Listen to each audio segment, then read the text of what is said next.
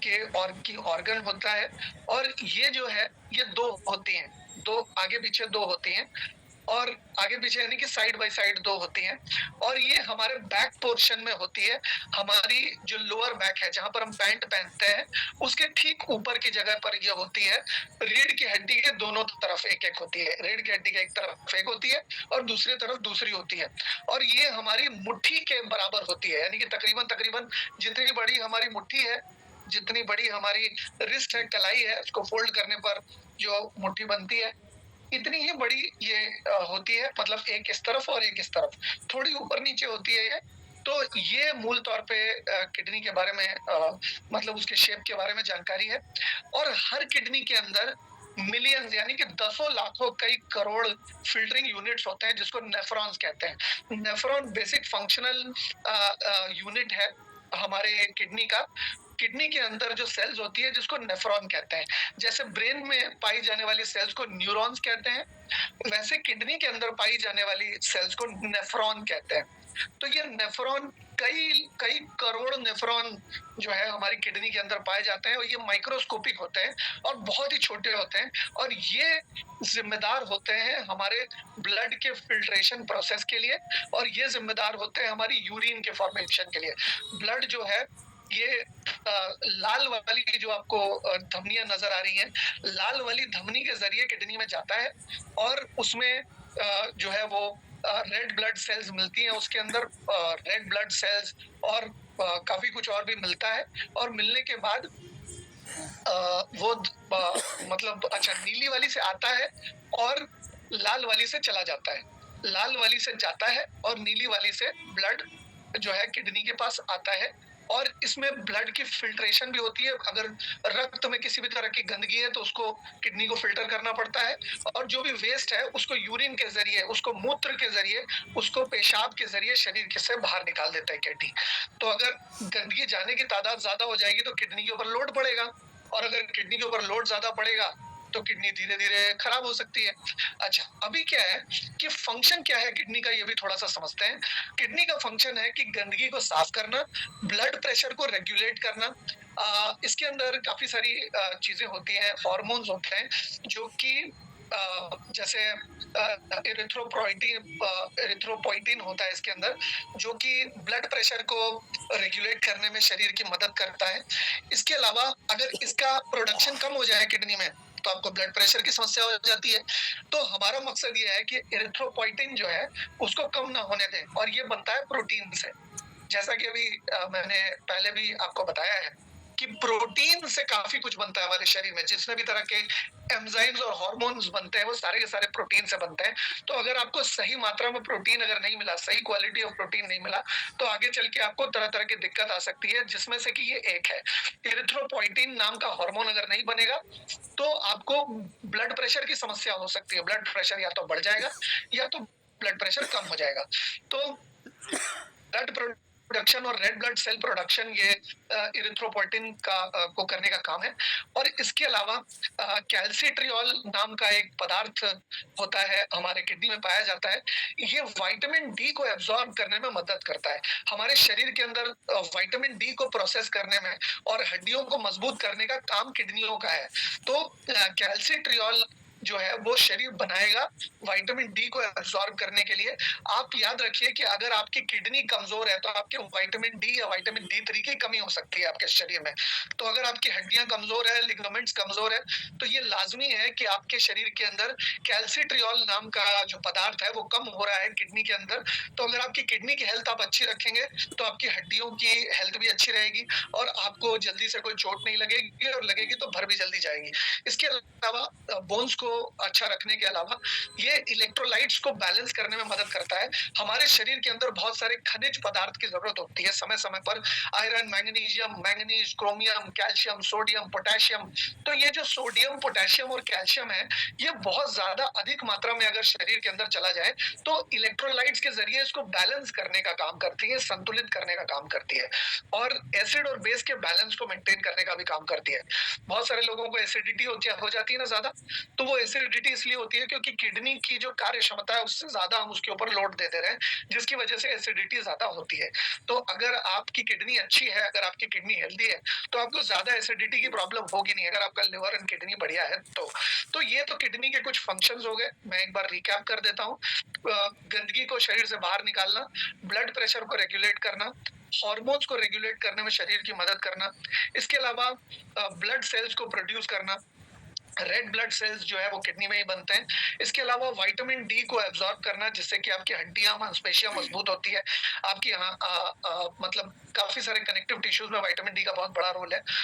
जो जोड़ों का दर्द है वो भी विटामिन डी की कमी से होता है। तो अगर आप किडनी को मजबूत कर देते हैं और कैल्सिट्रियोल बनने लग जाता है आपके शरीर के अंदर, तो आपकी किडनी की समस्या काफी हद तक सॉल्व हो सकती है। इसके अलावा आपको इलेक्ट्रोलाइट्स को बैलेंस करने में मदद करता है, जो कि पोटेशियम, कैल्शियम और सोडियम को बैलेंस करता है। अगर जरूरत से ज्यादा हो जाए तो उसको शरीर के बाहर निकाल देता है। इसी वजह से आप देखेंगे कि जिसको किडनी की समस्या होती है या जिसको डायलिसिस हो रहा होता है, उसको डायलिसिस के दौरान पोटेशियम बढ़ जाता है, क्योंकि किडनी पोटेशियम को फिल्टर नहीं कर पा रही है। किडनी का काम है पोटेशियम को अगर ज्यादा हो जाए तो कम कर देना, लेकिन किडनी काम ही नहीं कर पा रही। तो जब किडनी काम ही नहीं कर पा रही तो पोटेशियम अगर ज्यादा आ गया तो उसको फिल्टर तो कर नहीं पाएगी। तो इस वजह से पोटेशियम की मात्रा बढ़ जाती है। अभी क्या है कि हमें दो चीजें कर सकते हैं, या तो पोटेशियम को फिल्टर करने की काबिलियत डेवलप कर सकते हैं, या तो पोटेशियम युक्त खाना कम कर सकते हैं। दोनों चीजें लाजमी है, दोनों चीजें हम कर सकते हैं। लेकिन अगर हम पचाने की क्षमता बढ़ा दें तो लॉन्ग टर्म में ज्यादा फायदेमंद रहेगा। तो ये किडनी है और ये किडनी का फंक्शन है। अब किडनी में प्रॉब्लम क्या होती है ये समझते हैं। किडनी में क्या क्या प्रॉब्लम होती है। क्रॉनिक किडनी डिजीज, CKD, ये एक बहुत ही कॉमन टर्म है। आप बहुत सारे लोगों को कहते हुए सुनेंगे CKD, उसको कहते हैं क्रॉनिक किडनी डिजीज। ये लॉन्ग टर्म कंडीशन है, जबकि किडनी उम्र के साथ या अगर किडनी के ऊपर दबाव ज्यादा पड़ा, तो ज्यादा दबाव पड़ने पर या उम्र के साथ पुराने हो जाने पर किडनी अपना प्रॉपर फंक्शन नहीं कर पाती, कायदे से काम नहीं कर पाती, अपने पूरे कर्तव्य का निर्वाह नहीं कर पाती, जिसकी वजह से धीरे धीरे किडनी के सेल्स कमजोर हो जाती हैं और अपना जो काम है ब्लड को फिल्टर करने का, वेस्ट को बाहर निकालने का, वो नहीं कर पाती, जिसको क्रॉनिक किडनी डिजीज कह सकते हैं हम। इसके अलावा एक्यूट किडनी इंजरी हो सकती है बहुत सारे लोगों को। AKI कहते हैं इसको शॉर्ट फॉर्म में। अगर आपकी किडनी एकाएक या अचानक अगर किसी डिहाइड्रेशन की वजह से, आप मान लीजिए खास करके महिलाओं में देखा गया है कि वो लोग कहीं बाहर जाती हैं तो पानी ज्यादा नहीं पीती है, नहीं तो टॉयलेट नहीं मिलेगा। तो इस वजह से महिलाओं में बहुत ज्यादा ये डिहाइड्रेशन की दिक्कत होती है। डिहाइड्रेशन की वजह से चेहरे पर झुर्रियां भी ज्यादा आती है और किडनी के ऊपर भी दबाव ज्यादा पड़ता है। इसके अलावा कोई इन्फेक्शन हो जाए या इंजरी, कोई चोट लग जाए किडनी की जगह पर, अब वो आंतरिक चोट भी हो सकती है और बाहरी चोट भी हो सकती है। तो इन दोनों चीजों के कारण अगर कोई किडनी में समस्या होती है तो उसको एक्यूट किडनी इंजरी कहते हैं। इसके अलावा किडनी स्टोन क्या होता है, जब मिनरल सॉल्ट्स डिपॉजिट हो जाते हैं आपके किडनी के अंदर, तो वो एक साथ जुड़ जाते हैं और वो बन जाते हैं स्टोन। आप जब किसी भी मेडिकेशन का प्रयोग करते हैं तो आप देखेंगे, अगर कांच के ग्लास में आप किसी दवा को डालेंगे तो बिल्कुल एकदम केमिकल रिएक्शन जैसा होने लगेगा और वो दवाई बिल्कुल तेजी से घुलने लग जाएगी, है ना। ये इस वजह से होता है क्योंकि उसमें हर दवाई में इनऑर्गेनिक सॉल्ट पाया जाता है। इनऑर्गेनिक सॉल्ट का क्या मतलब हुआ कि वो नमक जो कि नेचुरल पद्धति से नहीं बना है, केमिकल नुमा नमक है। अब जब केमिकल नुमा नमक हमारे शरीर में जाता है तो क्योंकि वो एक फॉरेन सब्सटेंस है, क्योंकि वो एक बाहरी पदार्थ है, उसका नेचुरल होने से या शरीर से दूर दूर तक कोई लेना देना नहीं है। तो किडनी क्या करती है, किडनी सोचती है कि इसको ब्लड में नहीं मिलने देते, इसको अपने पास ही रख लेते हैं, समय आने पर इसको निकाल देंगे। लेकिन लगातार हम किसी मेडिकेशन अगर लेते जाएं, लंबे समय तक किसी दवाई को लेते चले जाएं, तो धीरे धीरे धीरे धीरे वो सारे ऑर्गेनिक सॉल्ट एक जगह, इनऑर्गेनिक सॉल्ट एक जगह पर इकट्ठे होकर वो एक स्टोन का फॉर्मेशन कर देते हैं या एक पथरी जैसी जम जाती है। तो ये जो है वो ज्यादातर इनऑर्गेनिक सॉल्ट दवाइयों के माध्यम से खाने से होता है, या अगर आप पीने का पानी आपका प्योर नहीं है, उसमें ज्यादा कहीं आयरन ज्यादा होता है, कहीं अलग अलग अलग अलग तरीके के ग्राउंड वाटर में अलग अलग तरीके के मिनरल जरूरत से ज्यादा होते हैं, अगर उसको सही तरीके से फिल्टर ना किया जाए तो वो भी आपके किडनी में जाके स्टोन बनाने की पूरी क्षमता रखते हैं। इसके अलावा यूरिनरी ट्रैक इन्फेक्शन होता है। इन्फेक्शन ही है ये एक तरह का, मतलब बहुत ज्यादा टर्मिनोलॉजी में मत जाइए, नहीं तो आप कंफ्यूज हो जाएंगे। बेसिक फंक्शनिंग समझिए। ये कुछ प्रॉब्लम्स मैं आपको बता रहा हूँ कि किडनी में क्या क्या संभवतः क्या क्या समस्याएं आ सकती हैं। तो यूरिनरी ट्रैक इन्फेक्शन क्या होता है?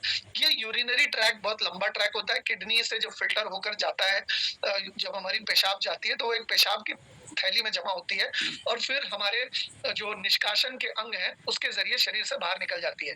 तो ये जो यूरिनरी ट्रैक इन्फेक्शन है, ये हमारे यूरिनरी ट्रैक के बिल्कुल आखिरी हिस्से में हो सकता है, ये हमारे यूरिनरी सैक में हो सकता है, या ये वहां हो सकता है जहां से किडनी से यूरिन निकल कर नीचे जा रही है, वहां पर भी हो सकता है। तो किडनी के किसी भी मतलब यूरिनरी ट्रैक के आपके जो पेशाब को निष्कासित करने की जो का जो लाइन है, या उसकी जो मतलब ऐसा मतलब उसका जो मतलब रास्ता है, उस रास्ते के प्राथमिक भाग में भी हो सकती है, बीच में भी हो सकती है और आखिरी भाग में भी हो सकती है। जब इन्फेक्शन किडनी तक पहुंच जाता है तो उसको पाइलोनेफ्राइटिस कहा जाता है। तो आप जब इस तरह के शब्दों को किसी भी रिपोर्ट में देखें तो आप घबराइए मत। मैं उसी चीज को आपके लिए आसान बनाने के लिए इस ट्रेनिंग को कर रहा हूं, ताकि आपको उन चीजों से धीरे धीरे दोस्ती हो जाए, ताकि आपको समझने में सुविधा हो कि प्रॉब्लम क्या है और वो किस तरह से उसको सॉल्व किया जा सकता है। इसके अलावा और क्या क्या प्रॉब्लम्स हो सकती है किडनी में? ग्लोमेरुलोनेफ्राइटिस नाम की एक समस्या हो सकती है। ये हमारे ग्लोमेरुली नाम का एक छोटा पदार्थ होता है किडनी के अंदर, या एक सब ऑर्गन कह सकते हैं आप इसको। ये एक टाइनी स्ट्रक्चर होता है जो किडनी के अंदर जो ब्लड को फिल्टर करने के काम आता है। तो जब ये ब्लड को फिल्टर नहीं कर पाएगा या उसमें सूजन आ जाएगी, तब ये ग्लोमेरुलोनेफ्राइटिस नाम की समस्या हो सकती है। ये भी किडनी के ऊपर ज्यादा दबाव पड़ने का एक के कारणवश हो सकता है। इसके अलावा पॉलीसिस्टिक किडनी डिजीज होती है, जो कि एक जेनेटिक डिसऑर्डर है, जिसमें अलग अलग तरह की गांठें पड़ जाती है किडनी के अंदर। इसके अलावा लूपस नेफ्राइटिस, ये एक तरह का इन्फ्लेमेशन है, सूजन है किडनी की, जो कि लूपस एरिथ्रेमेटोसस की वजह से होता है। ये एक तरह का मतलब कह लीजिए सूजन है, जो किडनी में पस जमने की वजह से भी हो सकता है। तो बेसिकली ये क्यों होता है इसके बारे में आगे मैं आपको बताता हूँ। रेनल आर्टरी स्टेनोसिस, जब आपके किडनी के अंदर जाने वाला ब्लड की जो धमनी है, वो धमनी अगर पतली हो जाती है या सिकुड़ जाती है, तो सही मात्रा में रक्त जो है वो किडनी तक नहीं पहुंच पाता। और अगर सही मात्रा में रक्त किडनी तक ना पहुंच पाए तो आपको हाई ब्लड प्रेशर की शिकायत हो सकती है, क्योंकि किडनी का फंक्शन करना कम हो जाएगा। क्योंकि किडनी का काम है ब्लड को फिल्टर करना, और ब्लड ही अगर उसके पास सही तरीके से नहीं पहुंच पा रहा है तो किडनी अपना काम सही तरीके से नहीं कर पाएगी, स्वस्थ रहने के बावजूद भी। और अगर किडनी अपना काम सही तरीके से ना कर पाए तो उसके फलस्वरूप बहुत सारी समस्याएं आपके शरीर में मतलब धीरे धीरे करके आ सकती हैं। इसके अलावा और क्या समस्या है? किडनी का कैंसर हो सकता है, वो किसी भी कारण से हो सकता है। सेल कार्सिनोमा जो है, रेनल सेल कार्सिनोमा, यानी कि इसके जो प्राथमिक अंग में आप देख सकते हैं इस फोटो में भी कि किडनी के ऊपरी अंग में सबसे ज्यादा ये होता है। और किडनी का कैंसर जो है वो पहले के मुकाबले बहुत ज्यादा बढ़ रहा है। मतलब पहले के मुकाबले बहुत ज्यादा किडनी का कैंसर आज की डेट में हो रहा है लोगों को। इसके अलावा नेफ्रोटिक सिंड्रोम होता है। ये एक किडनी जो है डिसऑर्डर, एक ऐसा डिसऑर्डर है जो प्रोटीन जब जरूरत से ज्यादा एक्सक्रीट कर देता है यूरिन के जरिए। आपने देखा होगा जब किसी को डायबिटीज होता है तो डायबिटीज के समय में बहुत पीली पेशाब होती है और पेशाब में बहुत ज्यादा प्रोटीन निकलता है। तो ये जो प्रोटीन निकलना है शरीर से, ये जरूरत से ज्यादा जब हो जाता है तो उसको नेफ्रोटिक सिंड्रोम कहते हैं। और ऐसा अमूमन होता है ब्लड वेसल्स के या किडनी के डैमेज हो जाने की वजह से। इसके अलावा हाइड्रोनेफ्रोसिस नाम की एक प्रॉब्लम होती है, जो कि आपकी किडनी, दोनों किडनियों में या किसी एक किडनी में सूजन आने की वजह से हो सकता है। अब ये सूजन क्यों होगी? अगर यूरिन जरूरत से ज्यादा किडनी में जम गई है, किडनी से बाहर नहीं निकल पा रही, तो ये प्रॉब्लम हो सकती है। किडनी का जो ट्रैक है जिससे यूरिन बाहर जाएगी, आप देख सकते हैं कि किडनी से एक नीचे की तरफ दो पाइप आ रही है, एक एक किडनी से एक एक पाइप नीचे की तरफ आ रही है। तो ये जो नीचे की तरफ आने वाली पाइप है, इसी से यूरिन शरीर के बाहर निकलता है। और नीली वाली जो धमनियां है, मोटी सिरा है, उससे आता है ब्लड, और ब्लड में आरबीसीज मिक्स होती है यहाँ पर, और रेड वाली जो वेसल है, सफेद वाली जो वेसल है, उससे वापस ये हार्ट की तरफ ब्लड चला जाता है, ताकि हार्ट से रेड ब्लड सेल चारों तरफ पंप कर दी जा सके। तो अभी क्या है कि अगर किसी भी तरह की पथरी जम गई है आपके अगर किडनी में, तो पथरी जमने की वजह से पेशाब जो है नीचे की तरफ जा नहीं पाएगी, और अगर पेशाब नीचे की तरफ ना जाए, बाधा पड़े उसमें, तो धीरे धीरे किडनी में सूजन आ सकती है, या आपके पेशाब की थैली में सूजन आ सकती है। ये एक समस्या होती है। इसके अलावा डायबिटिक नेफ्रोपैथी होती है एक समस्या। ये किडनी डैमेज होती है लॉन्ग टर्म डायबिटीज से। अगर कोई डायबिटीज होती है किसी को, तो डायबिटीज में लंबे समय में तो दवाई खानी पड़ती है, और ये दवाई धीरे धीरे करके किडनी को नुकसान पहुंचाती है, और आगे चल के ये प्रॉब्लम अगर बड़ी हो जाए तो क्रॉनिक किडनी डिजीज यानी कि CKD, जो कि हमने पहले अभी थोड़ी देर पहले जिसके बारे में बात की, ये धीरे धीरे करके उसमें भी परिवर्तित हो सकती है। क्योंकि जैसे जैसे उम्र बढ़ती है, हमारे शरीर का जो रोग प्रतिरोधक तंत्र है वो भी कमजोर होता है, और दवाइयों के जरिए केमिकल शरीर के अंदर इतना ज्यादा होता है कि उससे भी एक नुकसान हमारे शरीर को पहुंचता है। कुछ ऐसे टर्म्स हैं, आगे चलने से पहले हम उन शब्दावली को अगर समझ लेंगे तो हमें पूरे प्रोसेस को समझने में थोड़ी सुविधा होगी। नेफ्रॉन क्या होता है? बेसिक स्ट्रक्चर होता है किडनी का। जैसे हमारे शरीर का बेसिक यूनिट सेल है, सेल से बनते हैं टिश्यू, टिश्यू से ऑर्गन, ऑर्गन से सिस्टम, सिस्टम से शरीर। तो ठीक उसी तरह से नेफ्रॉन जो है वो एक खास स्पेशलाइज्ड सेल है जिससे किडनी बनती है। किडनी करोड़ों नेफ्रॉन से बनती है, और इसका काम क्या है? इसका काम है, ये माइक्रोस्कोपिक स्ट्रक्चर है, और ये रेनल मतलब इसमें क्या क्या होता है? रेनल कॉर्पसेल होती है। जैसे आपके इसमें मेम्ब्रेन होता है आपके हर सेल में शरीर के, माइटोकॉन्ड्रिया होता है, ठीक उसी तरह से इसमें रेनल कॉर्पसेल होती है, और रेनल ट्यूब्यूल होती है, जो कि ब्लड को अंदर लेता है, उसमें आरबीसी इन्फ्यूज करता है और शरीर के बाहर निकाल देता है। रेनिन क्या होता है? एक तरह का एंजाइम होता है जो कि ब्लड प्रेशर को मेंटेन करने में शरीर की मदद करता है, और हेल्दी लेवल सोडियम और पोटेशियम के मेंटेन करने में मदद करता है। अगर रेनिन की मात्रा अगर आपके शरीर के अंदर कम हो गई, तो आपका ब्लड प्रेशर बढ़ भी सकता है, आपका ब्लड प्रेशर कम भी हो सकता है। इसके अलावा एरिथ्रोपोइटिन क्या होता है? अभी जैसे कि मैंने आपको एरिथ्रोपोइटिन के बारे में थोड़ी देर पहले बताया था, ये एक ग्लाइकोप्रोटीन हार्मोन है। ग्लाइकोप्रोटीन यानी कि ये भी एक तरह का प्रोटीन है। अगर आपके शरीर में पर्याप्त मात्रा में प्रोटीन, अच्छी क्वालिटी का प्रोटीन जा रहा है, तो इस तरह की समस्या आपको होगी ही नहीं। लेकिन अगर लंबे समय तक ये प्रोटीन नहीं गया, तो इस प्रॉब्लम के होने के बाद आप प्रोटीन ले नहीं सकते, क्योंकि किडनी की अगर किसी को भी समस्या है, तो उनको आप किसी भी तरह का प्रोटीन नहीं दे सकते, ज़ैंप्रो भी नहीं दे सकते आप, है ना? किडनी की समस्या में आप बहुत ज्यादा दे सकते हैं, तो आप सिर्फ इम्यूज़ैन दे सकते हैं, और आप बहुत ज्यादा तो हरिद्रा दे सकते हैं, इसके अलावा कुछ भी नहीं दे सकते आप। अच्छा, तो ये एरिथ्रोपोइटिन क्या होता है? एक ग्लाइकोप्रोटीन हार्मोन होता है, जो कि किडनी में ही तैयार होता है। इसका काम होता है रेड ब्लड सेल्स को प्रोड्यूस करना। आपने देखा होगा कि किसी को अगर मान लीजिए डेंगू हो जाता है या मलेरिया हो जाता है, तो उनकी आरबीसी कम हो जाती है, रेड ब्लड सेल या प्लेटलेट काउंट कम हो जाता है। तो ये इरिथ्रोपोइटिन के कारण होता है। जब ये इरिथ्रोपोइटिन जब आपके शरीर के अंदर नेचुरली बढ़ जाएगा, तो आपकी रेड ब्लड सेल भी बढ़ जाएगी, और अगर इरिथ्रोपोइटिन नेचुरली कम हो जाएगा आपके शरीर के अंदर, तो आपकी रेड ब्लड सेल पैदा करने की ताकत अपने आप कम हो जाएगी। तो हमारा मकसद ये है कि हम अपने न्यूट्रिशनल सप्लीमेंट के जरिए, हम एक्सरसाइजेस के जरिए, कुछ परहेज के जरिए, और इन सारी चीजों के जरिए हम अपने इरिथ्रोपोइटिन को कम होने ही ना दें। अगर हम इरिथ्रोपोइटिन को कम होने नहीं देंगे, तो किडनी की समस्या हमें होगी नहीं। इसके अलावा कैल्सिट्रियोल, जैसे कि मैंने आपको बताया, ये active form of vitamin D है। विटामिन डी जब शरीर में आता है, तो वो कैल्सिट्रियोल के फॉर्म में ही हमारे शरीर के अंदर एब्जॉर्ब होता है, और ये किडनी में ही बनता है। अगर आपकी किडनी सही नहीं है, तो विटामिन डी की डेफिशिएंसी आपको होगी, या अगर आपको विटामिन डी की डेफिशिएंसी है, तो ये पक्की बात है कि आपके किडनी में कैल्सिट्रियोल सही तरीके से प्रोसेस नहीं हो रहा है। तो अगर कैल्सिट्रियोल सही तरीके से प्रोसेस नहीं हो रहा, और अगर आप किडनी को मेंटेन करने की कोशिश करते हैं इम्यूज़ैन के जरिए, तो आप कैल्सिट्रियोल को ज्यादा बेटर प्रोसेस कर पाएंगे, इरिथ्रोपोइटिन को ज्यादा बेहतर काम करा पाएंगे। और अगर ये दोनों चीजें सही रहेगी, तो विटामिन डी भी अच्छा रहेगा, आपकी रोग प्रतिरोधक क्षमता भी अच्छी रहेगी, हड्डियां, मांसपेशियां और आपके जो लिगामेंट्स हैं, टेंडन्स हैं और मांसपेशियां हैं, वो बिल्कुल हेल्दी बनी रहेगी।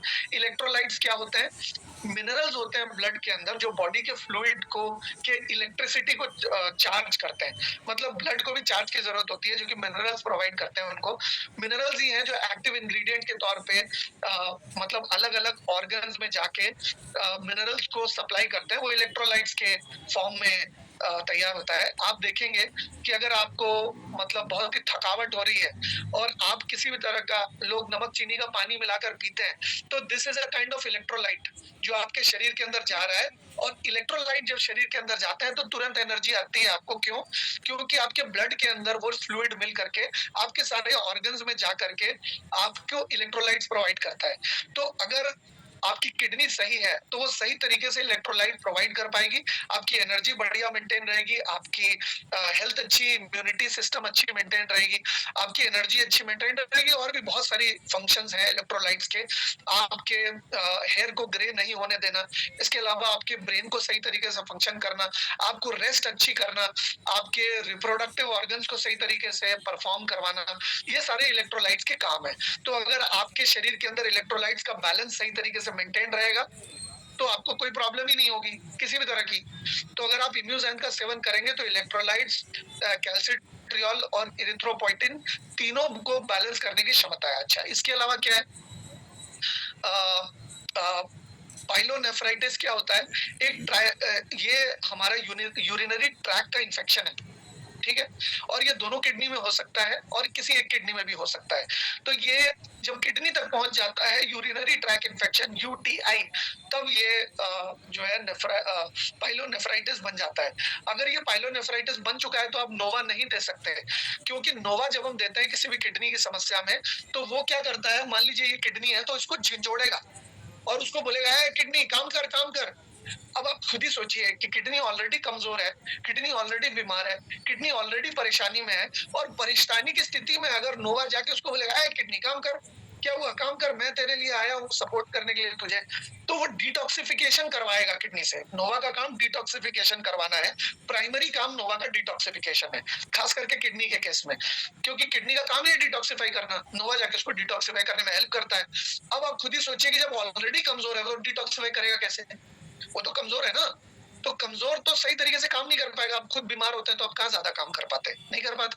तो अब जो किडनी बीमार है, किडनी ऑलरेडी कमजोर है, तो कमजोर होने की स्थिति में अगर नोवा देंगे तो वो जाके उससे मेहनत करवाएगा, डिटॉक्सिफाई करवाएगा, और डिटॉक्सिफाई करने की तो स्थिति में नहीं है वो। इस वजह से नोवा आप किडनी की समस्या में नहीं दें तो बेहतर रहेगा, प्रोटीन नहीं दें तो बेहतर रहेगा, आप और कड़ायु भी ना दें तो बेहतर रहेगा। आप सिर्फ इम्यूजैन दे सकते हैं कम मात्रा में, पानी कम मात्रा में, और आप इसके अलावा हरिद्रा दे सकते हैं किसी किसी केस में, हर केस में हरिद्रा देने की भी जरूरत नहीं है।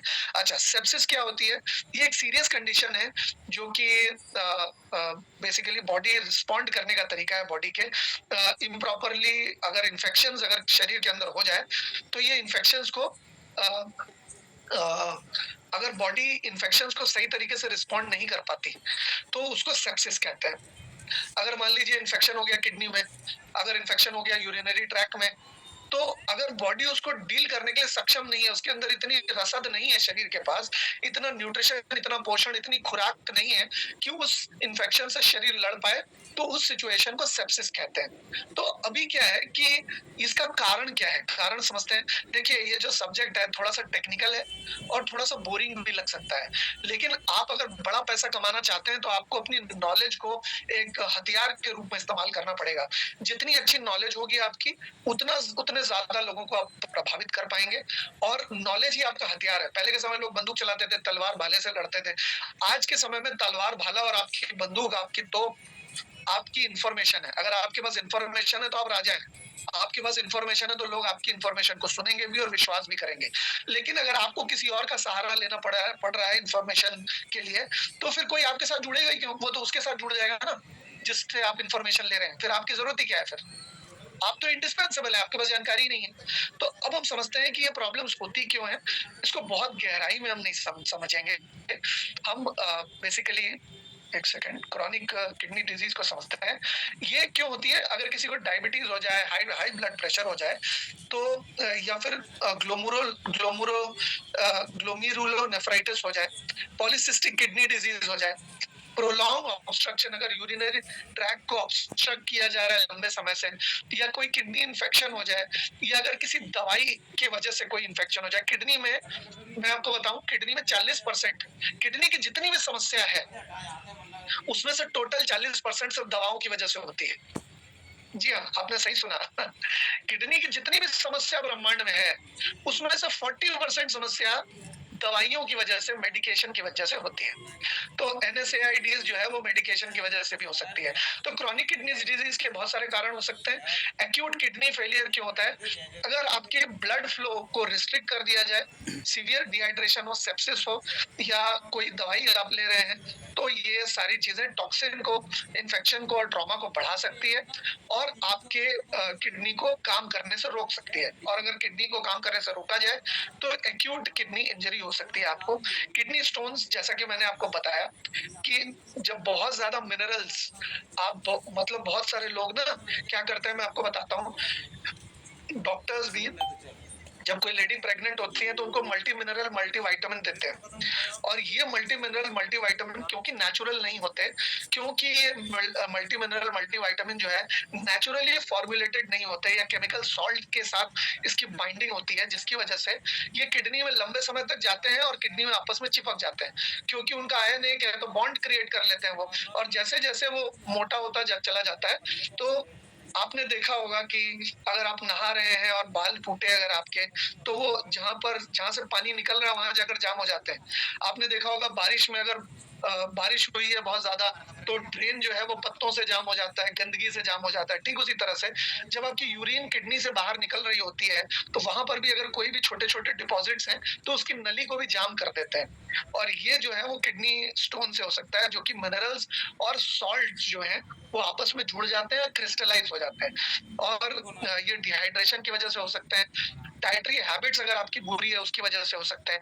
अगर आपकी ओबेसिटी है, आपका वजन ज्यादा है, उसकी वजह से हो सकता है। अगर कोई मेडिकल कंडीशन आपको हो गई है जिसकी वजह से किडनी के ऊपर प्रभाव पड़ रहा है, उसकी वजह से भी हो सकता है।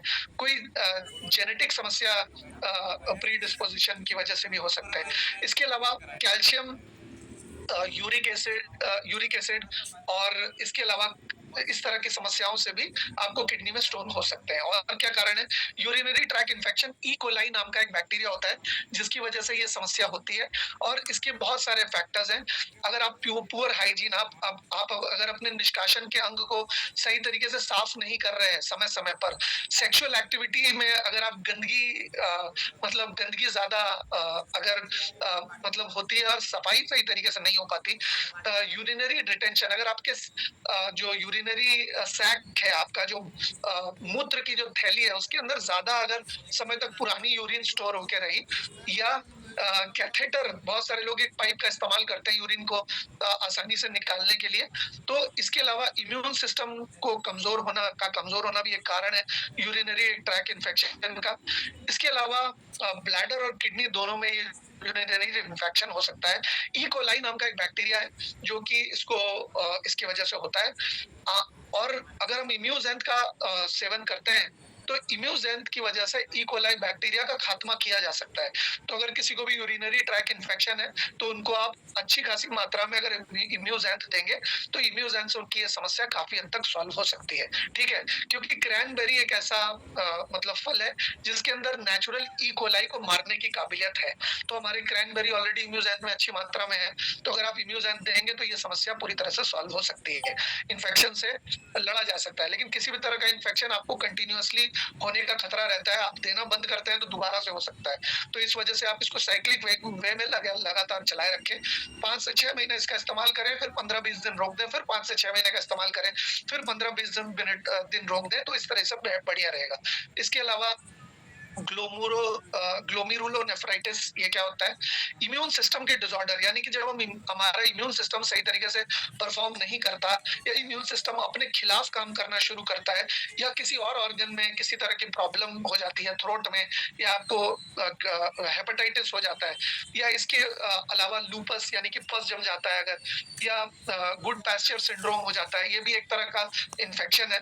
इस तरह की चीज आपकी ग्लोमेरुली नाम का जिनकी जो ग्रंथि है आपके किडनी के अंदर, उसको गड़बड़ कर देती है, उसको प्रॉपर फंक्शन नहीं करने देती, और जब ये प्रॉपर फंक्शन नहीं कर पाती तो आपका फिल्ट्रेशन का प्रोसेस रुक जाता है।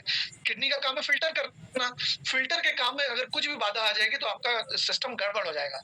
आप देखिए कि जब आप अपने वाटर फिल्टर को, वाटर प्यूरिफायर को आप देखते हैं, तो वाटर प्यूरिफायर की कैंडल चेंज करते हैं, वाटर प्यूरिफायर को में आयरन रिमूवर लगाते हैं, वाटर प्यूरिफायर को आप सर्विसिंग करवाते हैं, लेकिन ये जो हमारे शरीर के अंदर जो लिक्विड का फिल्टर लगाया हुआ है, ये जो कैंडल लगाया हुआ है, इसको हम जिंदगी में कभी चेंज तो कर नहीं सकते। ऐसा तो नहीं कर सकते कि किसी दुकान में जाएं और कहें कि भाई एक 2 किडनी दे दो, 4 किडनी दे दो, इतना पैसा ले लो। किडनी की कोई दुकान हमारे सुपर मार्केट में मिलती नहीं है।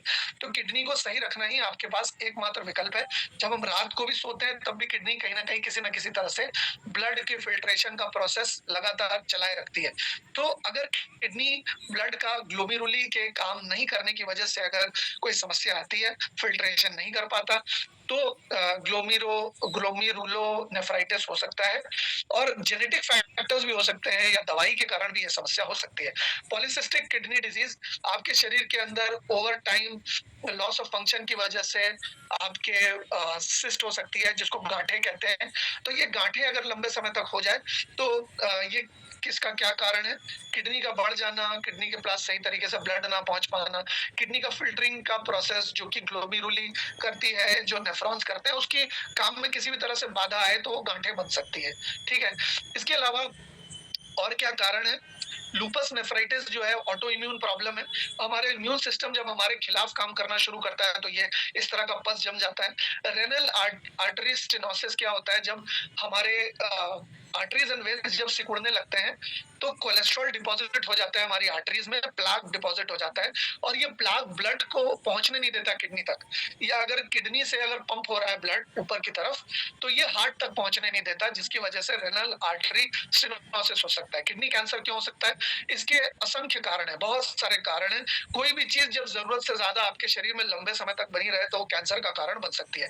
अगर कहीं भी आप पानी पी रहे हैं, पानी में आर्सेनिक ज्यादा है, कैडमियम ज्यादा है, या किसी भी तरह का खनिज, चाहे वो iron, magnesium, zinc, copper, chromium, calcium, sodium, potassium ही क्यों ना हो, अगर जरूरत से ज्यादा है तो वो ज्यादा जो है वो किडनी को फिल्टर करना पड़ेगा, और अगर किडनी को ज्यादा फिल्टर करना पड़ेगा तो लंबे समय में किडनी कैंसर हो सकता है। अच्छा, इसके अलावा नेफ्रोटिक सिंड्रोम का क्या कारण है? अगर नेफ्रोपैथी में मेम्ब्रेनस नेफ्रोपैथी कॉमन कॉज ये है कि अगर हमारे शरीर के अंदर मतलब नेफ्रोपैथी हो जाए, जिसके बारे में थोड़ी देर पहले मैंने बताया था, इसके अलावा ये सारी चीज अगर लंबे समय तक चलने लगे तो ये नेफ्रेटिक सिंड्रोम का रूप ले सकती है। हाइड्रोनेफ्रोसिस किस कारण होता है? जब हमारा यूरिनरी ट्रैक ब्लॉक हो जाता है, जैसे कि स्टोन की वजह से मैंने बताया क्रिस्टल्स फॉर्म हो जाते हैं, तो ये जब यूरिनरी ट्रैक में डिसरप्शन होता है, यूरिनरी ट्रैक सही तरीके से यूरिन को बाहर नहीं निकाल पाता है, तो हाइड्रोनेफ्रोसिस हो सकता है।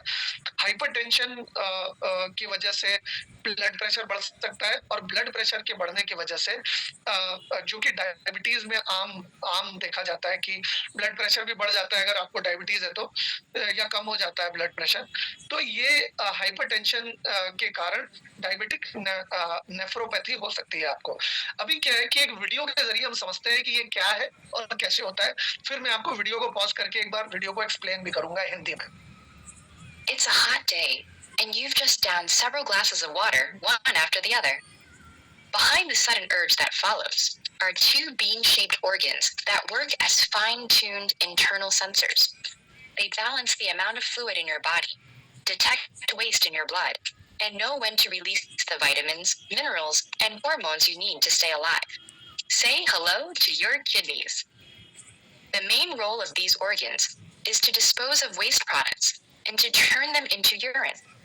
The body's 8 liters of blood pass through the kidneys between 20 and 25 times each day, meaning that together, These organs filter about 180 liters every 24 hours.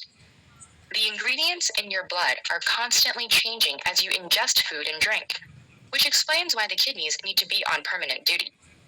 Blood enters each kidney through arteries that branch and branch until they form tiny vessels that entwine with special internal modules called nephrons. In each kidney, 1 million of these nephrons form a powerful array of filters and sensors that carefully sift through the blood. This is where we see just how refined and accurate this internal sensing system is. To filter the blood, each nephron uses two powerful pieces of equipment, a blob-like structure called a glomerulus, and a long stringy straw-like tubule.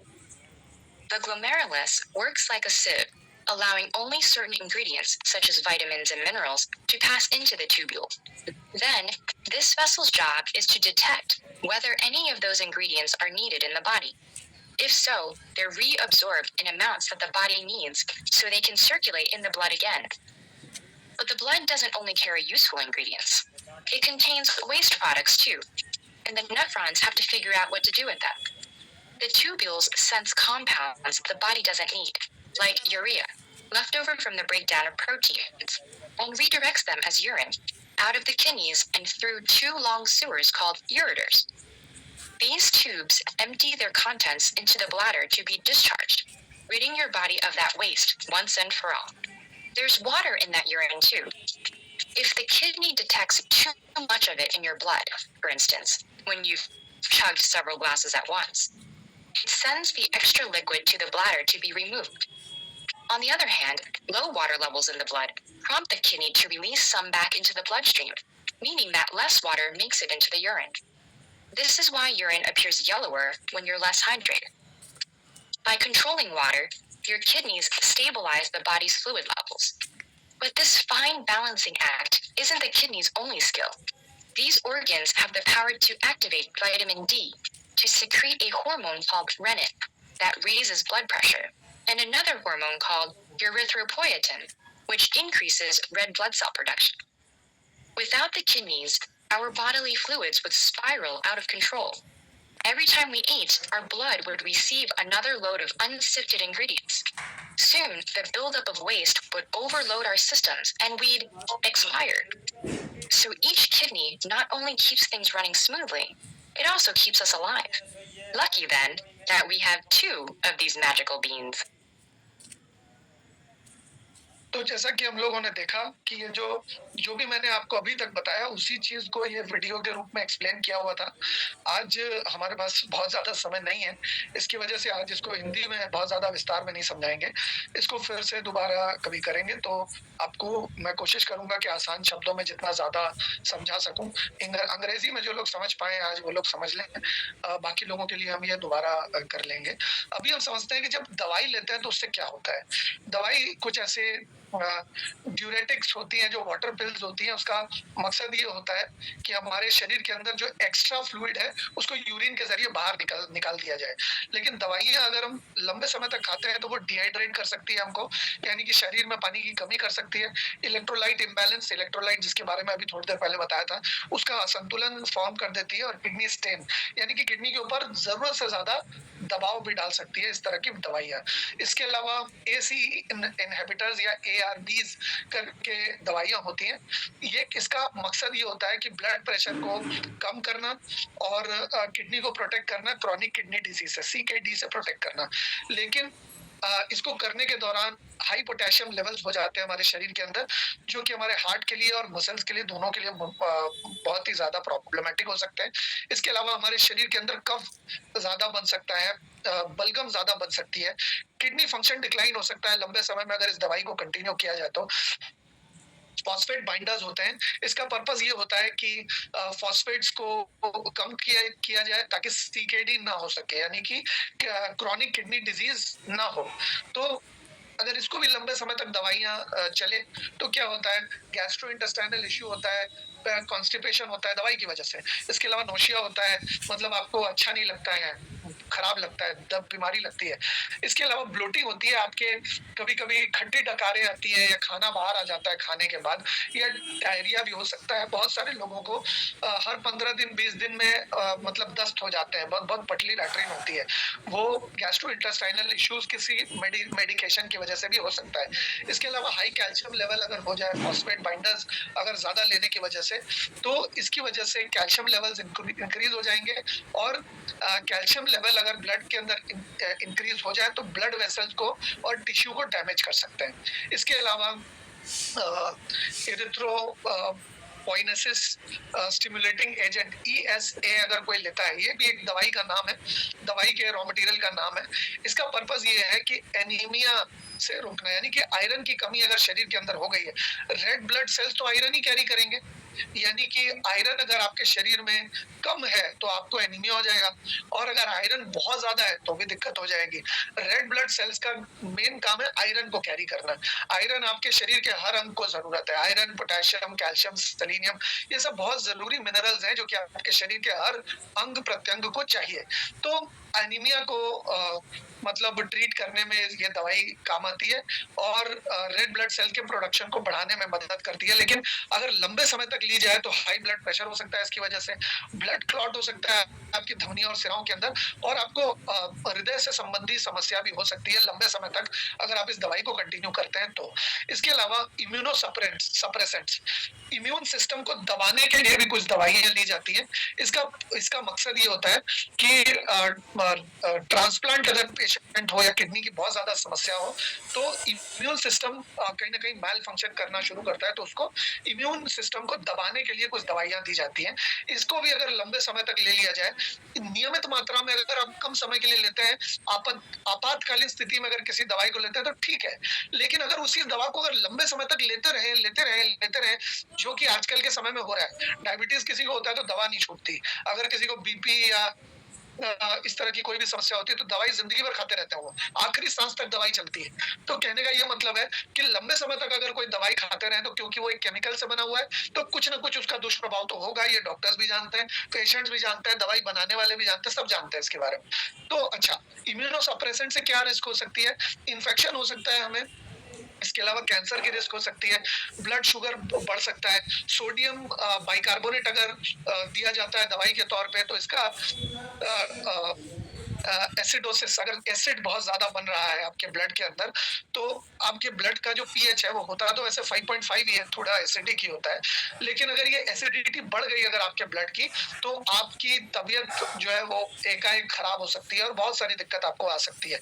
तो अगर ये दवाई को भी लंबे समय तक continue किया जाए, इमरजेंसी के लिए होती है वैसे तो ये, लेकिन अगर इमरजेंसी की जगह इसको लंबे समय तक कंटिन्यू किया जाए तो ये ब्लोटिंग कर सकती है, यानी कि आपको खट्टी डकारें आएंगी, खाना बाहर निकल आएगा, मुंह में आ जाएगा जैसे गाय भैंस को आता है ठीक है। हाई ब्लड प्रेशर और फ्लूइड रिटेंशन भी हो सकता है। एंटीबायोटिक्स दिए जाते हैं यूटीआई के लिए खास करके, तो उसमें भी गैस्ट्रोइंटेस्टाइनल आपको वॉमिटिंग हो सकता है, डायरिया हो सकता है, और आपको नोशिया हो सकता है, चक्कर जैसा आ सकता है, और एब्डोमिनल पेन, आपको नाभि के आसपास या नाभि के नीचे पेन भी हो सकता है। इसके अलावा एलर्जी भी हो सकती है आपको दवाइयों से या एंटीबायोटिक से। इसके अलावा एंटीबायोटिक रेजिस्टेंस भी तैयार हो सकता है आपके शरीर के अंदर।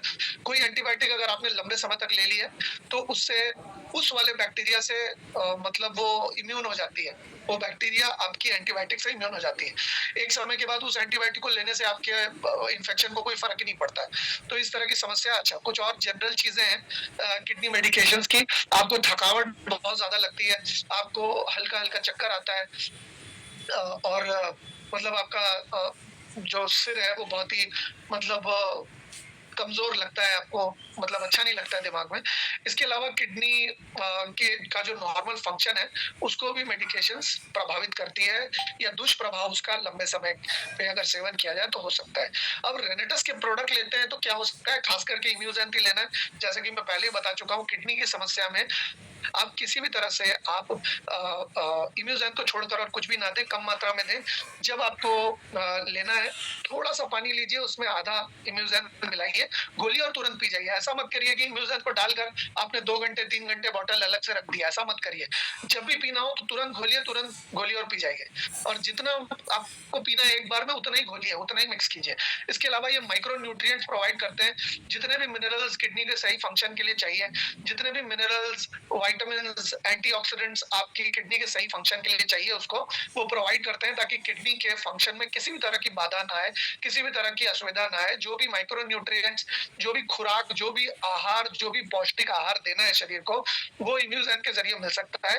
ये डिटॉक्सिफाई करने में, यानी कि किडनी से जो गंदगी बाहर निकलनी है उसको बाहर निकलने में मदद करता है, टॉक्सिन्स को एलिमिनेट करता है। इसके अलावा माइक्रो ऑर्गेनिज्म, अगर कोई बैक्टीरिया, फंगाई, वायरस, इस तरह का कोई भी चीज है तो उसको किडनी से निकालने में मदद करता है। इम्यूनिटी को बूस्ट करता है। एंडोक्राइन फंक्शन, यानी कि आपके जो हार्मोन्स हैं, उस हार्मोन्स को संचालित करने में शरीर की मदद करता है। इसके अलावा इंटर ग्लैंड कम्युनिकेशन और कोऑर्डिनेशन, यानी कि किडनी निर्भर है हार्ट के ऊपर, हार्ट निर्भर है किडनी के ऊपर, किडनी निर्भर है लिवर के ऊपर, लिवर निर्भर है। तो ये एक आत्मनिर्भर सिस्टम है जो कि हमारे शरीर के अंदर चल रहा है। अगर कोई भी एक बिगड़ गया, आपस में उनका तालमेल अगर बिगड़ गया, आपस में उनका कोऑर्डिनेशन, अगर तालमेल या बातचीत अगर उनके सही तरीके से नहीं हो पाई, तो inter organ signalling, inter gland signalling अगर सही तरीके से नहीं हो पाई, तो बहुत ही लेने के देने पड़ सकते हैं लंबे समय में। तो हमारे प्रोडक्ट्स क्या करते हैं कि ये इंटर ऑर्गन कम्युनिकेशन और कोऑर्डिनेशन भी बनाए रखते हैं, ब्लड की क्वालिटी को शरीर के अंदर मेंटेन करते हैं, आरबीसी के प्रोडक्शन को बढ़ाते हैं, और यूरिन के फिल्ट्रेशन को, यूरिया के फिल्ट्रेशन को आपके शरीर में बढ़िया रखते हैं। आपके हाजमे को, ना सिर्फ आपके यूरिन बल्कि आपके हाजमे को भी बेहतर करती है, आपकी सेक्सुअल एबिलिटी को बेहतर करती है, आपके बालों की क्वालिटी को इम्प्रूव करती है। अगर आपकी किडनी सही है तो लंबे समय में आपके हेयर में कोई चैलेंज नहीं आएगा। इसके अलावा टॉक्सिन एलिमिनेशन का काम करती है, मैं बता ही चुका हूँ। इसके अलावा आपके नेफ्रॉन्स को, नेफ्रॉन्स जो किडनी का सेल होता है, छोटा माइक्रोस्कोपिक सेल, कई करोड़ नेफ्रॉन्स होते हैं आपकी किडनी के अंदर, तो उसको हेल्दी रखने में मदद करते हैं पावरफुल एंटीऑक्सीडेंट्स के साथ, जो कि पावरफुल एंटीऑक्सीडेंट भर भर कर हमारे इम्यूजैंत में है, और ब्लड के पीएच को मेंटेन करने में भी मदद करते हैं। पीएच अगर आपके ब्लड का सही है तो किसी भी तरह की बीमारी जल्दी से आपको ब्लड रिलेटेड नहीं होगी। इसके अलावा कुछ प्रिकॉशंस भी हैं जो कि जल्दी से जान लेते हैं। आपको पानी अच्छा खासा पीना चाहिए अगर आपकी किडनी बीमार नहीं है तो, क्योंकि बीमार पड़ने के बाद तो पानी आप ज्यादा वैसे भी नहीं पी पाएंगे। तो आपको ब्लड प्रेशर रेगुलर बेसिस पे मॉनिटर करना है। अगर ब्लड प्रेशर आपका ऊपर नीचे हो रहा है तो उसको किडनी के कारण भी ब्लड प्रेशर आपको हो सकता है।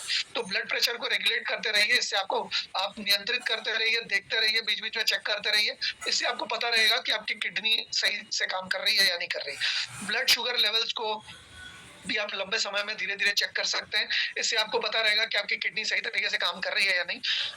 इसके अलावा पेन किलर का जरूरत से ज्यादा प्रयोग मत करिए, क्योंकि जैसा कि मैंने आपको बताया, NSAID यानी कि non steroidal anti inflammatory drugs, यानी कि किसी भी तरह की दवाई का अगर हम सेवन करते हैं तो उसकी वजह से हमारी किडनी के ऊपर बहुत दुष्प्रभाव पड़ता है, क्योंकि वो जो गंदगी या केमिकल शरीर के अंदर जा रहा है, उस केमिकल को फिल्टर किडनी नहीं करना है। तो किडनी फिल्टरिंग ऑर्गन है, उसके ऊपर दबाव ज्यादा डालेंगे फिल्टर करने का, तो स्वाभाविक सी बात है कि जरूरत से ज्यादा दबाव पड़ेगा तो ऑर्गन जो है वो मतलब ज्यादा काम नहीं कर पाएगा, आपको नमस्ते कह देगा, बोलेगा अब हमसे ना हो पाएगा। तो अच्छा डाइट आप लीजिए, अच्छे जो किडनी को सपोर्ट करने वाले फल हैं, या लो पोटेशियम वाली चीजें हैं, लो फास्फोरस वाली चीजें हैं, लो सोडियम वाली चीजें हैं, वो सारी आप ले सकते हैं। इसके अलावा प्रोटीन इंटेक, अगर आप प्रोसेस्ड फूड या प्रोटीन इंटेक अगर आप नियमित मात्रा में रखेंगे, प्रोसेस्ड फूड या प्रोसेस्ड प्रोटीन आप डालें, वो जो नेचुरल प्रोटीन है, सॉय प्रोटीन है, इम्यूजैंत ले सकते हैं। अगर किडनी सही है तो, बीमार पड़ जाने के बाद, किडनी गड़बड़ हो जाने के बाद आप नहीं ले सकते, लेकिन नॉर्मल किडनी के मेंटेनेंस के लिए आप ले सकते हैं प्रोटीन को, तो किडनी अच्छा। इसके अलावा अगर आपका वजन जरूरत से ज्यादा है तो भी आपको दिक्कत आ सकती है, तो अपने वजन को मेंटेन करने की कोशिश करें। अगर आप स्मोकिंग करते हैं तो उससे भी आपकी किडनी के ऊपर दुष्प्रभाव पड़ता है, तो स्मोकिंग छोड़ दें या न के बराबर करें। अल्कोहल कंजम्पशन से भी दुष्प्रभाव पड़ता है। तो आप अगर आप शराब पीनी है तो कम कर दीजिए, या अगर आप तो आप जितनी कम मात्रा में हो सके उतना बढ़िया है। तो आशा करता हूँ कि ये जो जानकारी मैंने आज आपको दी है वो आपको समझ में आई है और उसका आप इस्तेमाल करेंगे। इस्तेमाल करके आप